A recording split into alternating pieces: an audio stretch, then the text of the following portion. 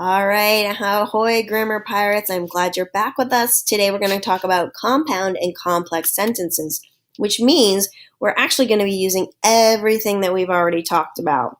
We're going to use our previous skills to examine different types of sentences based on the different combination of the clauses. So if you forget anything about subjects, predicates, or independent or dependent clauses, I suggest you go back and rewatch previous videos. If you need more of a refresher, see me for extra help. All right, so just as a review, I hope I get to hear you out nice and loud, or at least your dog does. What's step one? Good, it's underline the verb. And how about step two? Draw that mast, which separates the subject from the predicate. Now, a clause, good. A clause, not the Santa, has a subject and a predicate. I hope you're doing the moves with that as well. So we have some other ones we need to remember too, like what's a subject? It's the who or what of a sentence. And how about that predicate? It's what's happening.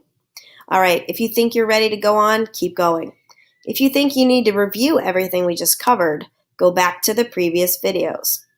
Now you need to really make some hard decisions here. If you want to be successful, what tough choices do you need to make here? Do you need to go back and review, or are you ready to go on? I don't want you to have to walk the plank. All right, since we now understand what clauses are and how to put them together, let's use clauses in a number of different combinations to really write amazing and strong sentences. If we use an independent clause, we have a complete sentence, which is a really important skill to make sure that we have. But sometimes in our writing, we want to jazz it up. We want to make our piece a little bit stronger and have a better flow, which means sometimes we want to put two independent clauses together. And then that means we need a conjunction as glue. Two independent clauses are called a compound sentence. Just like a compound word is two words put together to make a new word, like sunglasses is sun and glasses, two clauses function in the same way. However, if we don't put anything between the clauses, it becomes a run-on sentence. The conjunction does not really belong to the second independent clause.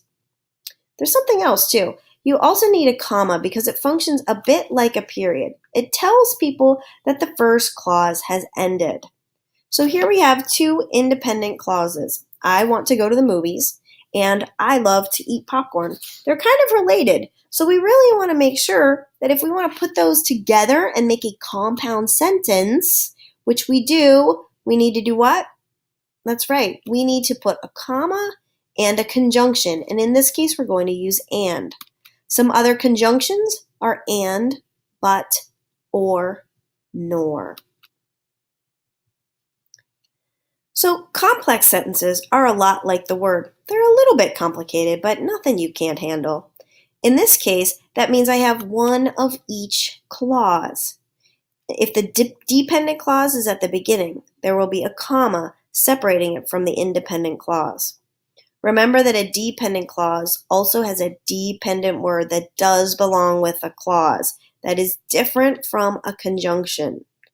So here in my examples, I have an independent clause of I want to go to the movies. And the second clause is a dependent clause because it has a subject, a predicate, and a dependent word, since I love to eat popcorn.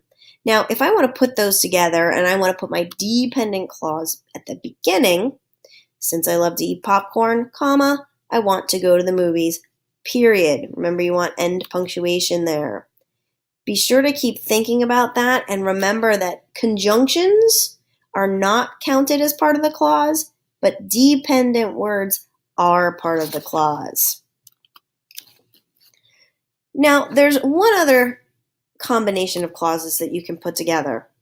A compound complex sentence really tries to maximize using as many clauses as possible without being turned into a run-on sentence. So you can start with one dependent clause,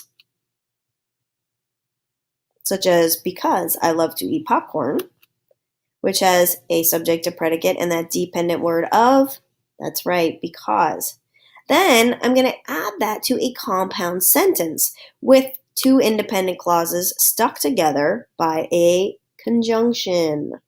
The conjunction in this case is and.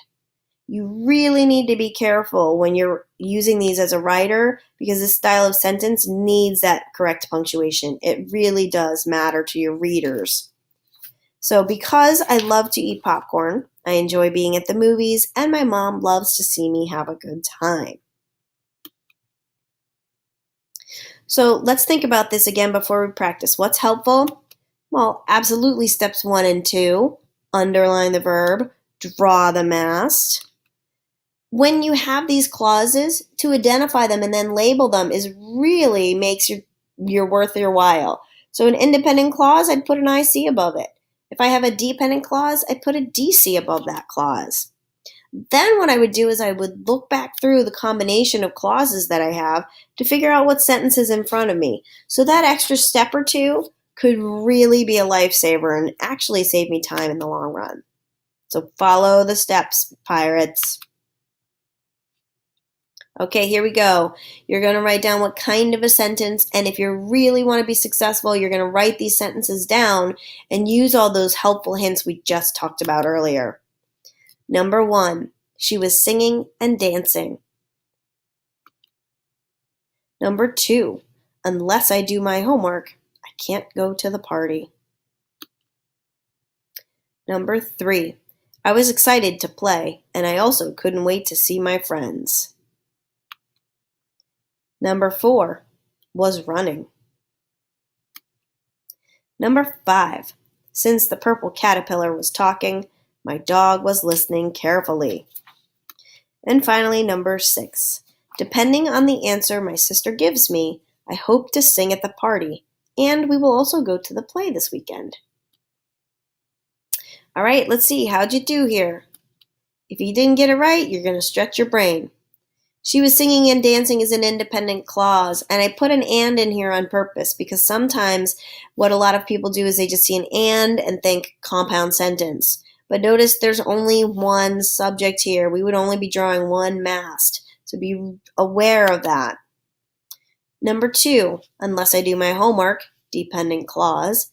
I can't go to the party, independent clause, so it's a compound sentence. I was excited to play. Independent clause. I see a conjunction here. I also couldn't wait to see my friends. That's another independent clause, subject and a predicate in there, so it's a compound sentence. Number 4, hopefully you were really making sure you were thinking about these. It's just a fragment. It's only a predicate there. In fact, it's really only a simple predicate. Number 5, since the purple caterpillar was talking is a dependent clause. The word since. My dog was listening carefully, independent clause. Dependent and independent clause together makes a complex sentence. And number 6, depending on the answer my sister gives me, which is a dependent clause, I hope to sing at the party, and we will also go to the play this weekend. That is a compound complex sentence. Those are actually really, really tough to identify or to write well, so be really careful with those. So hopefully you're feeling like you kind of have this under your belt a little bit. Hopefully you wrote down some questions, some hints for yourself, and then we will get ready to continue working on these when we actually get together and see one another. So until then, Grammar Pirates, I will see you later.